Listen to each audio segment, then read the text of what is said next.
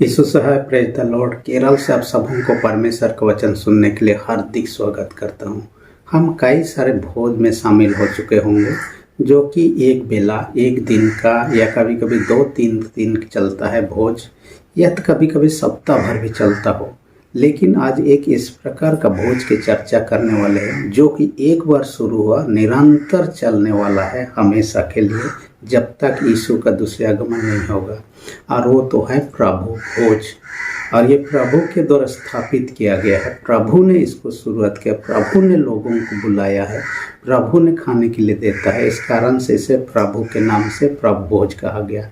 1 Corinth 11:23 से 32 में इसको देखने वाले हैं। और एक बार शुरू हुआ, कब शुरू हुआ? जिस दिन यीशु मसीह का मृत्यु हुआ उसका पहले दिन, यानी गुड फ्राइडे का दिन में उसका मृत्यु होता है, उसका पहले दिन बिफे का दिन में होता है। उस अंतिम सप्ताह का घटना विवरण हम जानते हैं।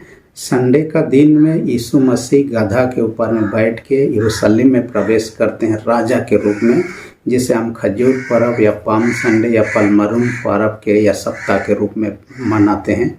साथ ही साथ देखने पाते हैं सोमवार का दिन में मंदिर का हालात को देखकर उलट पुलट करता है, मंदिर का शुद्धिकरण करता है।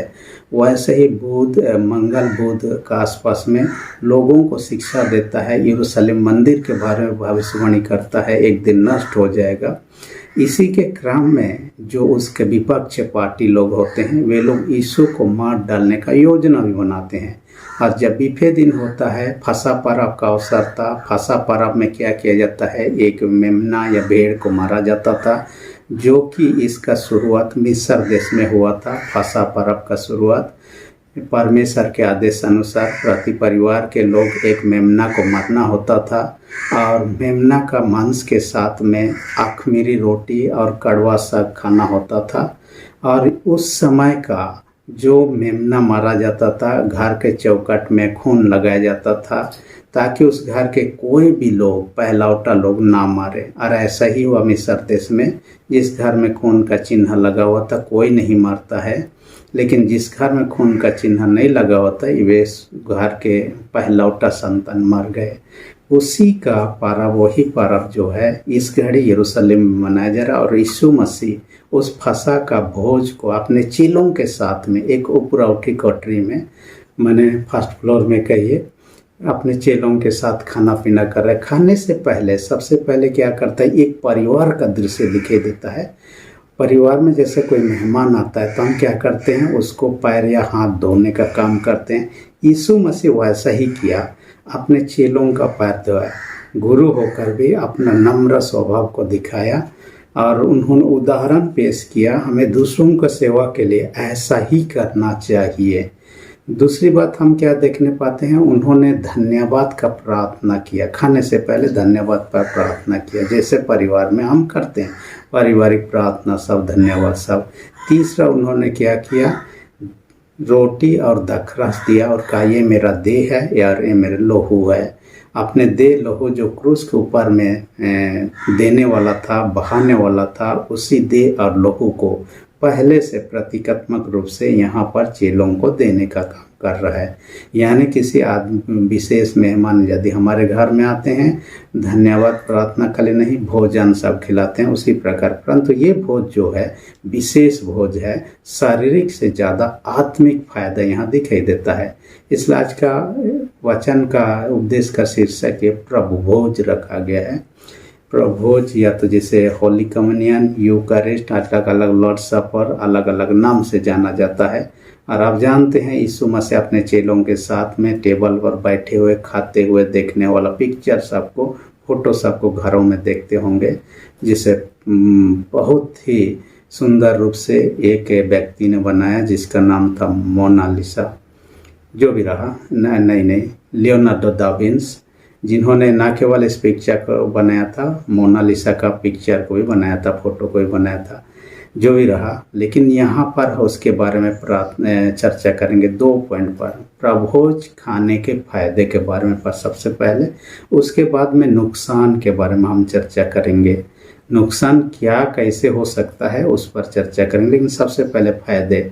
एक बात है कि प्रभु यीशु का लहू हमारे पापों को धो डालता है। इसलिए ये सैक्रामेंट जो है कहा जाता है परमेश्वर के अदृश्य अनुग्रह और आशीषों को दृश्य रूप से ग्रहण करने का जरिया ही सैक्रामेंट है, जो कि प्रोटेस्टेंट कलीसिया के लोग 2 सैक्रामेंट को मानते हैं, प्रभोज और बपतिस्मा, और दूसरे कलीसिया के लोग 7 सैक्रामेंट को मानते हैं। उसमें से ये एक सैक्रामेंट है और ये अदृश्य आशीष या अनुग्रह को दृश्य रूप से ग्रहण करने का एक जरिया है। उसमें से कहता है पाप की क्षमा, क्योंकि हम डॉक्टर मार्टिन लूथर के कैटेकिज्म में देखते हैं कंठस्थ के वो हमारे पापों को क्षमा करता है, मृत्यु और शैतान से छुड़ाता है। हम कंठस्थ किए हुए हैं प्रभोज के सैक्रामेंट क्या फल देता है उसके बारे में। दूसरी बात कहता है आनंद जीवन प्रदान करता है। पहला जो है ना 1 अध्याय 7 पद में हमने देखा यीशु का लहू हमें सब पापों से शुद्ध करता है। दूसरा वचन हम देखने पाते हैं यूहन्ना 6 उसका 54 पद में कहता है जो मेरा मांस खाता मेरा लहू पीता आनंद जीवन उसी का है कहता है, और जो नहीं खाता पीता आनंद जीवन उसका नहीं है कहता है। इस कारण से ये आनंद जीवन की प्रतिज्ञा करता है। तीसरी विशेष बात क्या कहता है, एकता मिलाता है। हम एक संगति में आते, एक टेबल पर आते हैं, एक साथ खाते पीते हैं, यानी हम एक दूसरे के साथ एकता और प्रभु के साथ में इसलिए एकता जैसे आदम हवा पाप किए ईश्वर के साथ उनका एकता था, संगति था, वो बिछड़ गया। खुद परमेश्वर को बारी से निकाल दिया, दूर कर दिया और वे लोग अलगाव हो गए। लेकिन यहाँ पर यीशु मसीह के द्वारा और फिर से आने का मौका दे, एकता में, एक संगति में आने का। और अब जानते हैं कि जैसे यीशु मसीह आदम हवा पाप किए, जिस फल को उन्होंने खाया वो भला बुरा ज्ञान का वृक्ष था। दूसरा एक वृक्ष था उसी बीच में आदम के बटी के, वो जीवन का वृक्ष था और वो यीशु मसीह का रूप ही था जीवन वृक्ष के। विद्वानों का माने तो जब आदम हवा थक जाते थे उस पेड़ के नीचे आने के बाद उनका सारे थकान दूर हो जाता था। उस फल का इतना क्वालिटी था कि वे लोग यदि तोड़कर खा लेते कभी नहीं मरते। उत्पत्ति 3 अध्याय 22 पद में कहता ऐसा ना हो कि आदम हवा उस फल को तोड़कर खा लें और कभी न मारें। परमेश्वर ने ये वचन के माध्यम से कहता है तोड़कर खाते तो नहीं मारते, इसलिए उसको क्या किया, बारिश से दोनों को निकाल दिया और जीवन का वृक्ष को स्वर्ग को उठा के ले लिया गया। उनको मौका नहीं मिला उस वृक्ष का फल खाने का, लेकिन वही वृक्ष मनुष्य रूप धारण करके इस दुनिया में आता है यीशु के रूप में। और आदम हवा को मौका नहीं मिला, परंतु आपको संसार के लोगों को ये मौका यीशु मसीह ने प्रभोज के माध्यम से दे दिया। मेरे देह और लहू को खाने पीने के द्वारा आनंद जीवन की प्रतिज्ञा किया। इसलिए हमारे लिए फायदे की बात है। और ये हम यदि हमारे देश के क्षेत्र में सर्वोच्च व्यक्ति राष्ट्रपति होता है, राष्ट्रपति अपने साथ में खाने के लिए कई बार लोगों को बुलाता है, विदेशी मेहमानों को, चाहे देश के खास लोगों को, विभिन्न क्षेत्र में उनका विशेष योगदान रहता है, उनको ही बुलाया जाता है, निमंत्रण दिया जाता है और राष्ट्रपति भवन में खान पान होता है। सबको नहीं मौका ऐसा होता है, लेकिन यीशु का भोज जो है ये सब संसार के लोगों के लिए, किसी भी जाति धर्म के लोग, और वे लोग आ सकते हैं, उसमें शामिल हो सकते हैं और उसका फायदा अचूक है, जो कि अभी हमने देखा है। और ये निरंतर करते रहना है। यीशु मसीह का वचन कहता है जब तक यीशु का दूसरे आगमन ना हो तब तक हमें करते रहना है और उसके स्मरण के लिए करना है कि यीशु मसीह आपके मेरे लिए प्राण दिया और लहू बहाया और तीसरे दिन जी भी उठा। बीते दिन में जब मैं अध्ययन कर रहा था, देख रहा था, आने वाला दिन में मंगल ग्रह, चांद तक तो लोग चले गए, मंगल ग्रह में लोगों को भेजने का प्रयास किया जा रहा है। उसके लिए अलग प्रकार का खान पान तैयार किया जाए। साधारण खान पान सही नहीं होता है वहाँ के लिए, क्योंकि उनको जाने में ही 8 से 10 महीना लगेगा, कम से कम में, ज़्यादा से ज़्यादा में ज़्यादा लग सकता है, या 8-10 महीना या 1 साल यदि खाली चलते रहेंगे रॉकेट में, उसके बाद पहुंचेंगे। तो खाने पीने विशेष होना चाहिए, नहीं सड़ना चाहिए, काम ये होना चाहिए, जगह होना चाहिए, इस प्रकार के। इसलिए रिसर्च चलते जा रहा है। इस साल का सितंबर महीना तक में रिसर्च को कंप्लीट करने के लिए कहा गया, ताकि क्या उसमें मिला। उसमें कई प्रकार के बातों को देखने में मिला। एक इंडियन भी उस रिसर्च में जो भाग लिया था, उनका जो नुस्खा था, जो खान पान था, एक बार थोड़ा सा खा लो दिन भर के लिए हो जाए। उन्होंने कहा रहा था कि मैं इस प्रकार का बनाने का कोशिश करूं कि एक बार खाओ, एक सप्ताह तक खाना ना पड़े। जो भी रहा, जैसे भी रिसर्च अंतिम चरण में आएगा तब पता चले कि इस प्रकार का खान पान जो भी रहा वो तो शारीरिक रूप से वहाँ के लिए विशेष बना है, लेकिन ये सारे संसार के लोगों के लिए यीशु का बोझ जो है खान पान है। सबों को निमंत्रण है, बशर्ते कि हम पस्ता पर विश्वास के साथ आए। दूसरी विशेष बात जो आज का वचन में कहा, अनुचित रीति से प्रभोज खाने के नुकसान कहता है, जिसके बारे में चर्चा किया है। इसका दंड है अनुचित रीति से खाने से, बिना सोचे समझे, बिना विश्वास के, बिना पछताव के हम यदि खाना पीना उसमें शामिल होते हैं, ये हमारे लाभ के बदले में ये हमारे लिए नुकसान का कारण होगा। पहला कोरिन्थ 11:27 में देखिएगा, हम प्रभु के देह और लहू का अपराधी ठहरते हैं कहता है। 29 में क्या कहता है, ये हम अपने ऊपर में दंड लाते हैं। इसलिए जब भी हम इसमें शामिल होते हैं, पहले पूर्व सूचना दिया जाता है इस सप्ताह में होली कम्युनियन प्रभोज है, ताकि लोग अपने मानों को तैयार कर सके।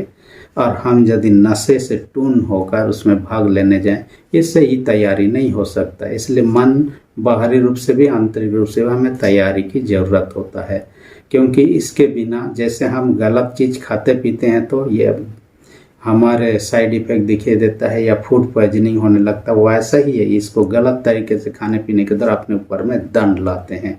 एक उदाहरण इसके लिए सटीक लगता है, इलेक्ट्रिक, हम लोग घर घर में इलेक्ट्रिक लाइट है, इलेक्ट्रिक का इस्तेमाल करके लाइट जलाते हैं, खाना पकाते हैं, काम करते हैं, मशीन चलाते हैं, बहुत सारे काम होता है। लेकिन उसी इलेक्ट्रिक को गलत तरीके से हम छुएंगे तो ये हमारे मौत का कारण, मरने का कारण भी हो सकता है। वही चीज़ है, सही इस्तेमाल करने से उसका फायदा दी, गलत तरीके से उसका छूने और इस्तेमाल करने से गलत परिणाम हो। प्रभोज भी वही चीज़ है, अच्छे के लिए है, परंतु गलत तरीका का इस्तेमाल करना। यदि प्रभोज बिना पछताव के, बिना विश्वास के खाने पीने से हमारे पापों को क्षमा करता, तो लोग क्या करते, पादरियों से प्रभोज को अनुष्ठान कर लेते और क्या करते, उसको पैकेट बनाते या तो फिर कैप्सूल बनाते और रखते और बेचा करते। कोई भी अपराधी क्या करता, कुछ भी गलत काम करता, किसी का मर्डर करता, ये लोग उसे खा लेते, अपना पाप क्षमा हो गया। ऐसा होगा नहीं, इसलिए यहाँ चेतावनी दे दिया, गलत तरीके से खाने पीने का भयानक परिणाम हो सकता है, अपने ऊपर में हम दंड लाते हैं। इसलिए आइए जब भी आते हैं अपने मनों को तैयार करें पश्चाताप और विश्वासी के साथ में, ताकि ये हमारे लिए आशीष का कारण हो, ये हमारे लिए वरदान का कारण हो, ये हमारे लाभ का कारण हो। परमेश्वर हमारे मनों को तैयारी करने में सहायता अगुवाई करे। आमीन। हम प्रार्थना करें। सेनाओं के जीत पिता धन्यवाद देते हैं, आज का वचन का हमसे बातें किया, हर एक सुनने वाले छोटे बड़े सबों को स्वर्गीय आशीष से भर दे। जो लोग बीमार उनको यीशु के नाम से चंगाई दे, जिनका विश्वास कमजोर उनके विश्वास को दृढ़ मजबूत कर। प्रार्थना यीशु के नाम से मांगते हैं, आमीन। यदि अब तक आपने मेरे चैनल को सब्सक्राइब नहीं किया, इसी घड़ी सब्सक्राइब कर दिए। वीडियो अच्छा लगे तो लाइक बटन को भी दबा दीजिए। धन्यवाद।